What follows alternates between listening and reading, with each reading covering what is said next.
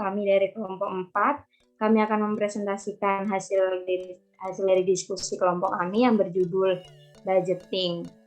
Saya Maria Hoyrunisa selaku moderator dan izinkan saya untuk memperkenalkan anggota kelompok saya. Yang pertama itu ada Dewi Puji Lestari, yang kedua ada Muklis Adiputra, dan yang ketiga ada Viva Masuroh, dan yang terakhir ada Pinky Desina Mamulan. Topik pembahasan pada presentasi kali ini itu kami akan membahas definisi dari budgeting, kemudian fungsi, karakteristik, tujuan dan manfaat, syarat penyusunan dan pendekatan, dan serta kelemahan. Nanti juga kita akan memberikan contoh-contoh dari anggaran perusahaan. Yang pertama itu ada definisi dari budgeting dan budget yang akan dijelaskan oleh Dewi Puji Lestari. Silahkan Dewi, waktu dan layar dipersilakan. Baik, terima kasih kepada moderator. Di sini saya akan menjelaskan tentang pengertian budget dan budgeting. Yang pertama yaitu budget atau anggaran adalah rencana kegiatan yang akan dijalankan oleh manajemen dalam suatu periode yang tertuang secara kuantitatif. Nah, di sini maksud dari kuantitatif itu adalah berupa angka yang dideskripsikan dalam bentuk angka dan mata uang. Anggaran ini membantu manajemen dalam membantu melakukan koordinasi dan menerapkan sebagai upaya perolehan tujuan yang tertuang di dalam anggaran. Anggaran ini memberikan gambaran kepada manajemen tentang sumber daya yang dibutuhkan oleh perusahaan untuk melaksanakan kegiatan yang telah ditentukan. Nah, selanjutnya yaitu adalah ada budgeting. Budgeting adalah proses penyusunan anggaran guna mencapai tujuan perusahaan dalam memperoleh laba. Pastinya itu budgeting ini juga merupakan tools atau alat yang dapat memberikan arahan kepada perusahaan dalam mencapai tujuan dari perusahaan itu sendiri. Nah, selanjutnya yaitu ada masa lalu dan masa depan. Maksudnya itu adalah untuk menyusun anggaran, data dan informasi yang diperlukan perusahaan bisa diperoleh dari kegiatan atau dari kejadian yang dicapai di masa lalu dan diharapkan yang ingin dicapai pada masa yang akan datang. Dan informasinya itu bisa diperoleh dari internal maupun eksternal perusahaan. Maksud dari informasi internal itu seperti dari laporan keuangan perusahaan itu sendiri. Nah, sedangkan internal itu bisa diperoleh dari laporan penjualan dari perusahaan itu sendiri. Lalu selanjutnya yaitu ada fungsi. Di sini fungsi budgeting itu ada 4. Yang pertama perencanaan, yang kedua koordinasi, yang ketiga pengawasan, yang keempat yaitu pedoman kerja. Nah, perencanaan itu sendiri adalah anggaran memberikan arahan bagi penyusunan tujuan dan kebijakan perusahaan. Yang kedua yaitu koordinasi. Koordinasi adalah anggaran dapat mempermudah mengkoordinasi antar bagian di dalam perusahaan. Selanjutnya yaitu adalah ada pengawasan. Maksudnya itu mencegah timbulnya pemborosan karena pengeluaran yang tidak semestinya bisa lebih mudah untuk dikontrol. Lalu yang terakhir ada pedoman kerja. Maksudnya adalah anggaran yang dapat mencegah aktivitas yang tidak dibenarkan oleh undang-undang. Selanjutnya, karakteristik anggaran dinyatakan dalam suatu keuangan umumnya mencakup jangka waktu tertentu, berisi komitmen atau kesanggupan manajemen untuk mencapai sasaran yang ditetapkan.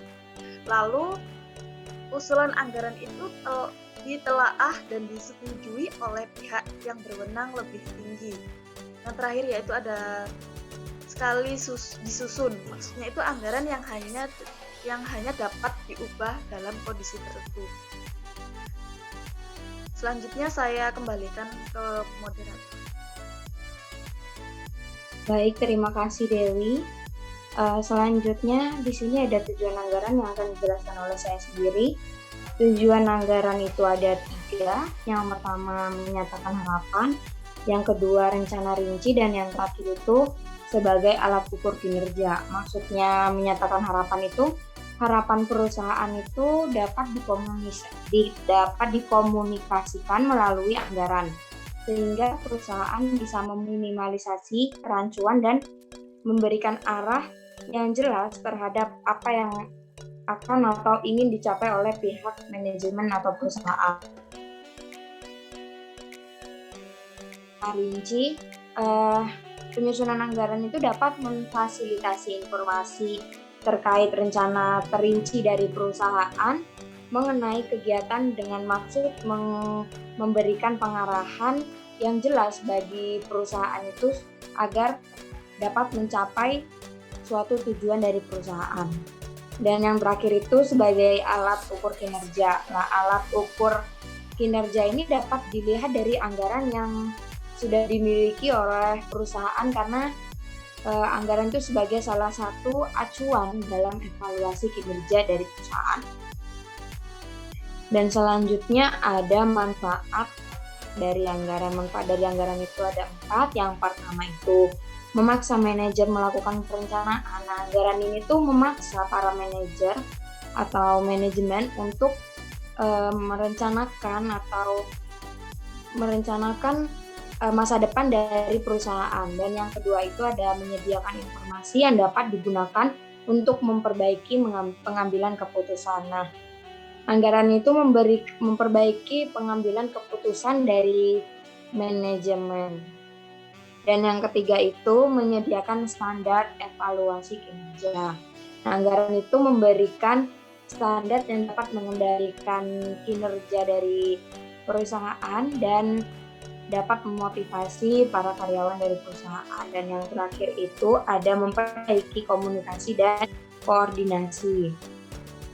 Dan itu juga dapat membantu komunikasi dan koordinasi. Dan secara formal itu anggaran mengkomunikasikan rencana organisasi pada tiap karyawan. Jadi setiap karyawan itu dapat menyadari perannya dalam itu apa dan bagaimana. Dan selanjutnya ada syarat penyusunan dari anggaran, ada 8. Yang pertama itu ada realistis, lalu kemudian luas, yang ketiga berkesinambungan, dan yang keempat ada partisipatif, yang kelima dan yang terakhir ada koordinatif. Maksud dari realistis itu sendiri, anggaran itu diharapkan dapat dicapai sesuai dengan keadaan perusahaan saat ini, tidak terlalu optimis juga tidak terlalu pesimis. Dan yang kedua itu luas itu tidak kaku, jadi anggaran itu tidak kaku dan berpeluang untuk disesuaikan dengan keadaan dari setiap perusahaan yang sering berubah-ubah. Dan yang ketiga itu membutuhkan perhatian yang terus-menerus dari pihak manajemen sendiri. Dan yang keempat itu ada partisipatif. Partisipatif itu maksudnya anggaran itu membutuhkan partisipasi dari keseluruhan pihak di perusahaan guna untuk mencapai tujuan dari perusahaan yang telah tercermin atau telah ada di dalam anggaran. Dan yang kelima itu ada edukatif. Edukatif itu maksudnya anggaran dapat mendidik para karyawan perusahaan dan manajemen untuk bekerja sesuai dengan komitmennya masing-masing. Dan yang keenam ada komunikatif. Maksudnya anggaran itu digunakan sebagai alat komunikasi dari antar departemen perusahaan itu sendiri. Dan selanjutnya ada integratif. Integratif itu anggaran harus dapat menyatukan pelaksanaan dari semua kegiatan dari bagian perusahaan dalam suatu laporan anggaran. Dan yang terakhir ada koordinatif. Anggaran itu dapat mengkoordinasikan ke seluruh kegiatan dari masing-masing departemen perusahaan untuk mencapai tujuan dari suatu perusahaan. Dan selanjutnya ada faktor yang perlu dipertimbangkan, akan dijelaskan oleh Pinky. Silakan waktu dan layar dipersilakan. Baik, terima kasih kepada moderator. Saya akan menjelaskan tentang faktor yang perlu dipertimbangkan. Faktor-faktor yang perlu dipertimbangkan, yang pertama yaitu tujuan dan kebijakan perusahaan. Mengetahui tujuan perusahaan beserta kebijakannya bermanfaat agar mudah dalam pembuatannya dan sesuai dengan aturan perusahaan. Kedua, data waktu lalu. Data masa lampau bisa berguna untuk perhitungan masa depan agar kedepannya dapat diukur untuk parameter pencapaian efisiensi dan efektivitas dari kegiatan yang dilakukan. Ketiga, yaitu perkembangan kondisi ekonomi. Agar bisa memperkirakan suatu perkembangan kondisi ekonomi, sehingga apabila terjadi suatu masalah seperti kondisi ekonomi yang melemah, perusahaan dapat mengantisipasinya. Keempat, perubahan kebijakan pemerintah. Kebijakan pemerintah terkait perekonomian terkadang berubah-ubah setiap tahunnya, sehingga perusahaan harus selalu update terkait suatu kebijakan yang ada. Keempat, penelitian dan pengembangan perusahaan. Perusahaan perlu mempertimbangkan hal ini agar bisa memperkirakan apa yang harus dilakukan selanjutnya sehingga tidak menghambat suatu kegiatan pengembangan yang sedang dikerjakan. Selanjutnya,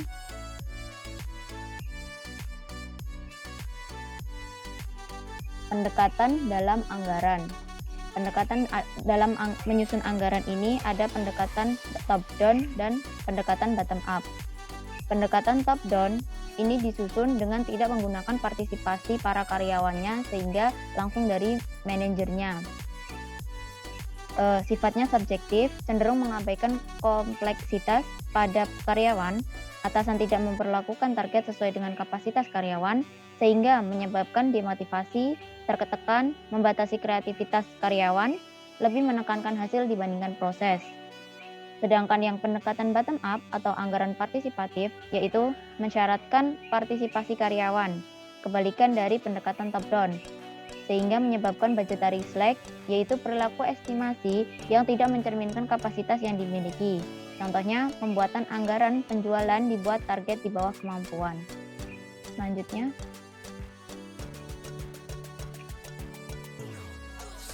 kelemahan anggaran. Kelemahan anggaran yang pertama yaitu mengandung unsur ketidakpastian. Angka anggaran tidak selalu tepat karena angka tersebut ditetapkan dengan menggunakan asumsi dan taksiran. Kedua, anggaran terus-menerus disesuaikan dengan keadaan yang selalu berubah-ubah. Yang ketiga, pelaksanaan anggaran tidak terjadi dengan otomatis.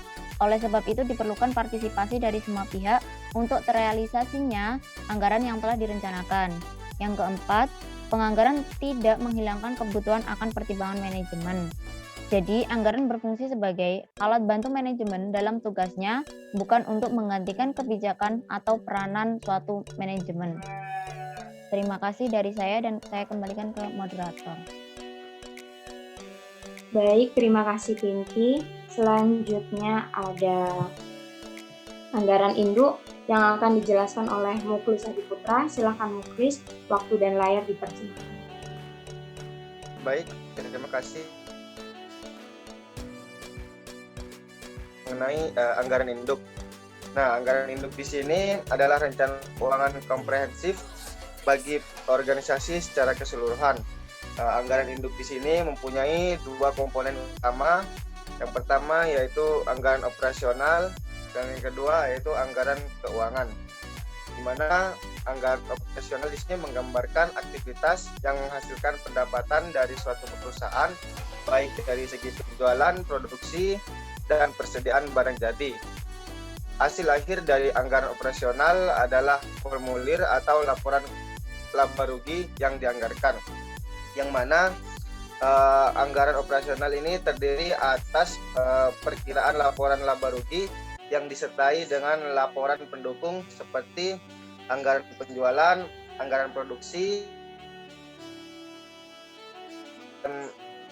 tenaga kerja langsung, anggaran overhead, anggaran beban penjualan dan administrasi, anggaran persediaan akhir barang jadi, dan anggaran harga pokok penjualan. Sedangkan untuk anggaran keuangan ini merinci arus masuk dan arus kas keluar dan posisi keuangan secara keseluruhan, yang mana perkiraan aliran masuk dan keluar kas diperlihatkan dalam anggaran kas karena banyak aktivitas keuangan yang tidak dapat diketahui hingga anggaran operasional diketahui, maka anggaran operasional itu harus disiapkan terlebih dahulu sebelum membuat anggaran kas atau anggaran keuangan. Selanjutnya, nah di sini selanjutnya yaitu contoh anggaran penjualan. Nah, anggaran penjualan di sini adalah proyeksi yang disetujui oleh komite anggaran yang menjelaskan penjualan yang diharapkan dalam satuan unit dan uang. Nah, anggaran penjualan di sini nantinya akan menjadi dasar dari pembuatan anggaran operasional lainnya, sehingga anggaran penjualan ini diharuskan atau sebisa mungkin dibuat seakurat oleh Departemen Pemasaran. Nah, salah satu pendekatan untuk memprediksi penjualan adalah pendekatan bottom up yang sudah dijelaskan sebelumnya.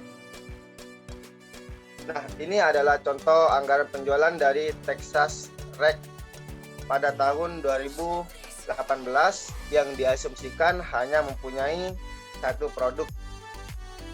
Teman-teman bisa lihat yang mana per kuartal itu memiliki jumlah unit yang berbeda dengan harga jual per unitnya itu $10, sehingga dapat menghasilkan anggaran penjualnya itu totalnya 57.000.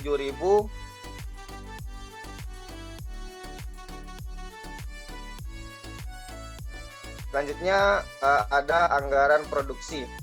Nah, anggaran produksi di sini menjelaskan banyaknya unit yang harus diproduksi untuk memenuhi kebutuhan penjualan dan kebutuhan persediaan akhir. Untuk menghitung anggaran produksi di sini, kita bisa menggunakan rumus yaitu unit yang akan diproduksi sama dengan perkiraan penjualan unit ditambah unit dalam persediaan akhir dikurangi unit dalam persediaan awal. Berikut ini teman-teman bisa lihat contoh anggaran produksi dari Texas Rec. Untuk menjelaskan contoh tersebut, kita samakan terlebih dahulu.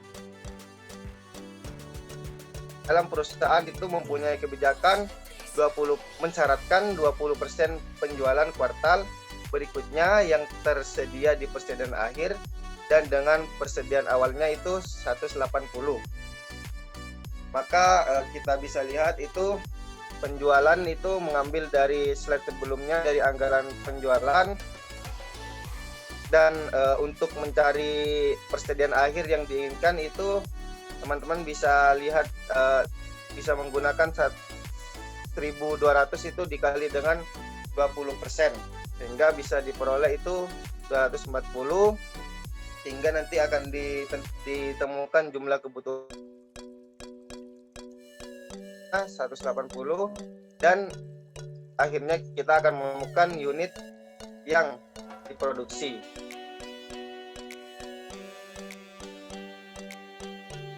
Moderator. Baik, terima kasih Mukul Sadiputra.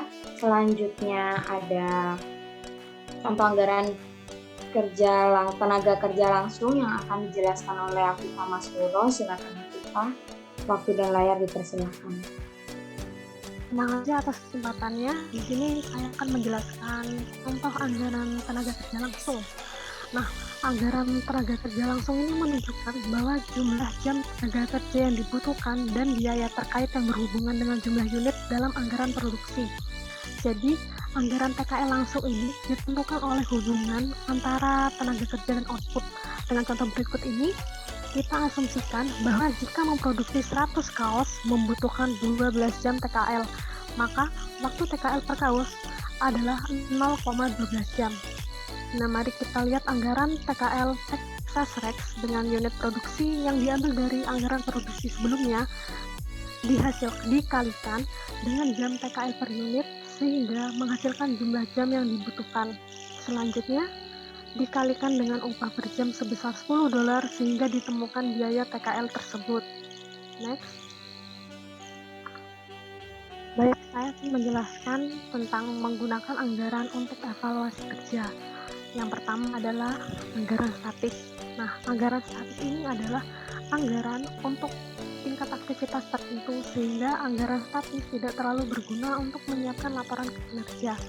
Nah, contoh dari anggaran statis ini adalah untuk pengeluaran variabel seperti makanan dan gas, Anda dapat menetapkan angka tetap dan berusaha untuk tetap dalam parameter tersebut. Misalnya, jika Anda mengalokasikan 1 juta sebulan untuk belanjaan dan bahan bakar, itu adalah tujuan Anda untuk tidak melebihi angka bulanan tersebut. Lalu keuntungan memakai anggaran statis adalah mengajarkan untuk memprioritaskan sesuatu, memungkinkan untuk mulai hidup sesuai kemampuan. Dan kekurangannya adalah tidak bisa menjelaskan peristiwa tak terduga dalam hidup. Misalnya akan ada pengeluaran-pengeluaran yang tidak kita inginkan. Lalu selanjutnya ada anggaran fleksibel. Nah, anggaran fleksibel sendiri adalah anggaran yang memungkinkan suatu perusahaan menghitung suatu biaya dalam suatu tingkat aktivitas. Nah, contohnya dari anggaran fleksibel ini adalah suatu produksi memiliki rencana dengan jumlah 10.000 unit dengan biaya variabel sebesar 7.000 dan biaya tetap sebesar 17 juta. Maka perhitungannya adalah 7.000 dikali dengan 10.000 lalu ditambah 17 juta sehingga hasil akhirnya adalah 87 juta rupiah. Nah, keuntungannya mengurangi pemborosan uang, sumber daya lebih dimanfaatkan secara efektif, dan berguna untuk mengontrol anggaran dengan baik. Namun, anggaran fleksibel ini memiliki kekurangan, yaitu asumsi yang digunakan belum tentu akurat, butuh lebih banyak biaya dan waktu, dan termasuk ke dalam anggaran yang kompleks dan dibutuhkan pemahaman yang lebih dalam. Next. Anggaran berbasis aktivitas. Nah, yang pertama ada anggaran aktivitas statis, yaitu penekanan utama bagi anggaran berbasis aktivitas beban pekerjaan untuk tiap aktivitas dan menganggarkan sumber daya.